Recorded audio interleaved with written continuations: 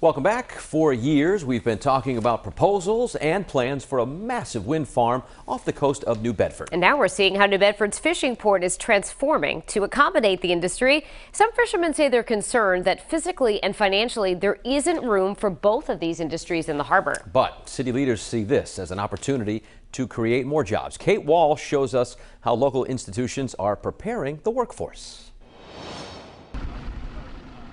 To accurately tell the story of New Bedford's economy, we're telling it from the vantage point of the harbor, on a boat.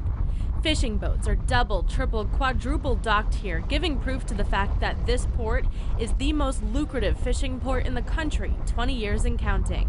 Economic development is about making the most of your advantages, and here in New Bedford our biggest advantages are right here in the port. While cognizant of the fishermen's needs, the mayor also wants to be known as a national hub for supporting offshore wind. This marine commerce terminal is set to be home to the staging, storage, and manufacturing of the turbines, as well as decades of maintenance to the Vineyard Wind Project, set to be built off the coast of Martha's Vineyard.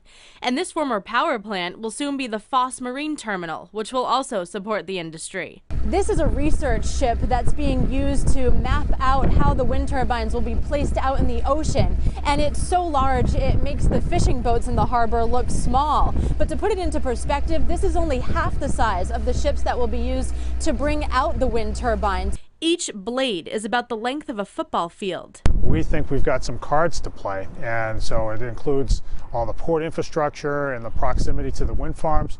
But we also know that we've got a strong workforce, and getting them ready for the offshore wind industry is really key.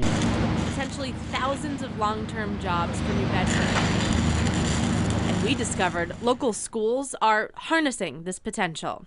Greater New Bedford Regional Vocational Technical High School Superintendent Michael Watson said they've even created a marine technology program to prepare students for these jobs. We see welding as a definite a program that could provide a pipeline into this offshore wind industry, engineering, electrical, marine services. These are all programs that provide opportunities for a large number of our kids. And at Bristol Community College, they offer wind technician certificate and associate's degree programs, but they're also investing $10 million into a training facility called the National Offshore Wind Institute along the water. Demolition is complete and construction has started. They'll hire locals to become the trainers, providing 2-week intense skills and safety training. And then we'll also have a training tank, which is a deep water pool where they work on rescuing themselves out of a dangerous situation.